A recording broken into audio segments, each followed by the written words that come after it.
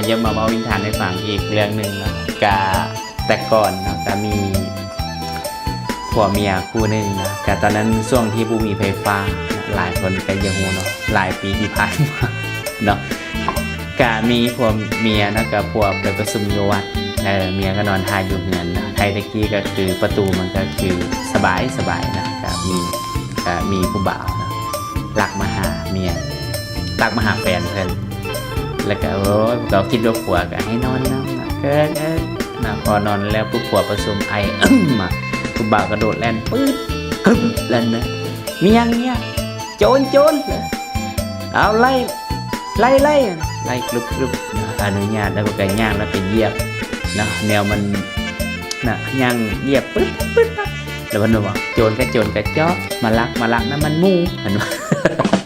เนาะอันนี้ก็ยังมาเว้านิทานสั้นๆในฟังเนาะการวันนี้หลายๆคนจะยังมาเว้านะวันนี้หลายคนก็อินบ็อกเข้ามาว่าแฮปปี้แมนมันเป็นยังไงกินแล้วมันเป็นยังไงเนาะก็คือส่วนข้าพเจ้ากินเองก็จะมาเว้าความจริงให้ฟังเลยว่ามันข้าพเจ้ากินเองสามารถตอบโจทย์ได้เนาะก็มีหลายท่านก็ซื้อไปกินนะมีไอ้คนนึงก็ว่าไอ้เป็นความดันโยสามารถกินได้บ่บังเอิญไอ้ไปกินจะขึ้นบอกว่าโอ้กินคักได้เนาะคักกินประมาณ2 ชั่วโมงตอบโจทย์ได้เนาะเพิ่นว่าเด้นะแล้วเพิ่นก็หลังจากตื่นเช้ามาเพิ่นก็ไปวัดความดันเพิ่นว่าความดันปกติและอีกตื่นเช้ามาเพิ่นมาสั่งซื้ออีก2 กับเนาะก็อันนี้ถือว่าเพิ่นมาเล่าให้ฟังนะบอกว่ามันอาจจะควบคุมท่าน้ำตาลความดันนะเพราะว่าไปแทกแล้วความดันมันขึ้นปกติมันอยู่ปกตินะไอ้ก็มาซื้ออีก2 กับอันนี้ก็คือได้ยินจากลูกค้าเองนะประสบการณ์ที่ขายมาแล้วก็ติดตามผลนำเนาะท่านใดที่ได้กินแล้วก็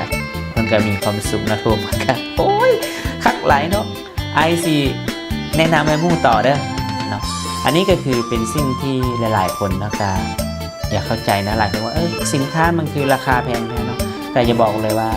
ตัวนี้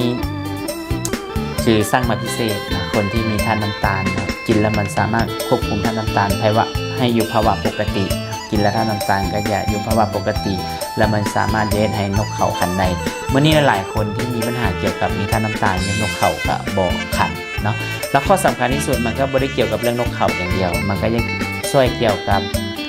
ผู้ชายเนาะหลายๆคนนึงมาเขานั่งอยู่ห้องล่างห้องการการขยับโตเคลื่อนไหวตัวน้อยเนาะการแน่นอนนะโอกาสที่จะเป็นต่อมลูกหมากก็จะสูงเลยเนาะแต่เมื่อนี้แฮปปี้แมนนะสามารถตอบโจทย์กับท่านผู้ชายที่อยู่ห้องล่างห้องการขับรถไปไกลนะบางทีเขาจะเงี่ยวบนนั้นบนนี้เขาก็อดเงี่ยวตลอดเนาะสุดท้ายเนี่ยเวลาเขาสูงอายุมามันจะเกี่ยวกับเรื่องต่อมลูกหมากเมื่อนี้หลายๆคนก็โทรมาปรึกษาว่าตอนนี้ค่อยจะเป็นเกี่ยวกับเรื่องต่อมลูกหมากบางคนก็ใส่แผ่นเพิร์ดอยู่อันนี้สำคัญเนาะวันนี้แฮปปี้แมนสามารถตอบโจทย์กับท่านผู้ชายได้นะเพียงคือว่ามันสามารถตอบโจทย์เกี่ยวกับเรื่องต่อมลูกหมากนะการต่อมลูกหมากนี่หลายๆคนก็จะเข้าใจนะมันบางทีเขาอาจจะมีหินปูนนะหินปูนอยู่ในพวกเงี้ยวเขานะแล้วมันจะให้น้ำอสุจิเขาหน่อยลงแล้วมันจะแห้งมันแห้งพอแห้งหลายๆคนก็เท่ามันจะเจ็บแต่มื้อนี้แฮปปี้แมนนะเวลาเอากินลงไปแล้วอนุญาตนะมันจะไปเสริมสร้างให้น้ำอสุจินั้นไหลขึ้นเข้มข้นขึ้นอันนี้ข้าพเจ้าก็ได้กินได้ลองมาอยู่เนาะกับลูกค้าหลายๆท่านก็จะบอกว่าเอาไปกินแล้วมันคือว่าคักแท้อยากลองเบิ่งนะหลายๆคนก็ลองกินลองเบิ่งเพราะว่าตัวนี้มันเป็นสมุนไพรนะสามารถไปฟื้นฟูอยู่ในร่างกายเมื่อนี้หลายๆคนบอกว่าว้ายพอยังแข็งแรงที่จำเป็นที่ต้องกินนะหลายคนก็คอมเมนต์มาเมื่อคืนกับสังขารคนมันแม่นเนาะแต่เมื่อนี้เขากินบำรุงไว้คือเขากินป้องกันไว้เนาะแต่คือแฮปปี้แมนเนาะหลายๆคนก็บอกว่ามันยังมีผลข้างเคียงบ่เนาะแต่เมื่อนี้แฮปปี้แมนก็คือกับเหมือนว่าเมื่อนี้เขาขี่รถจักรหลายๆคนก็ขี่รถจักรไปเปลี่ยนคือว่าใส่หมวกกันน็อกคือเวลาเขาล้มหัวนอกพื้นมันก็ยังมีอันบังมันก็อย่าบ่ให้การกระทบแต่แฮปปี้แมนก็คือกันนะเมื่อนี้เขาก็กินป้องกันไว้ก่อนบ่ให้มันเกิดเกี่ยวกับพวกลูกเข่าบวขันเนาะพวกทัดล้มนะมันจะไปบำรุงข้อสำคัญมันจะให้เห่านุ่มขึ้นนำมันจะไปหมุนเวียนพวกเลือดนะพอเลือดมันหมุนเวียนดีปุ๊บหน้าตาเขาก็เริ่มจะนุ่มขึ้นนะนกเขาก็จะคันดีแนะนำคือซองนึงกับนึงจะมีอยู่5 ซองเนาะ5 ซองนี่ก็คือเวลาที่กินเขาก็ง่ายๆเนาะแกะออกมา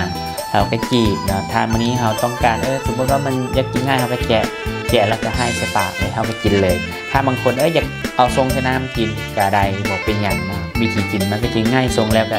กินเลยอันนี้คือข้อสำคัญที่สุดเนาะถ้า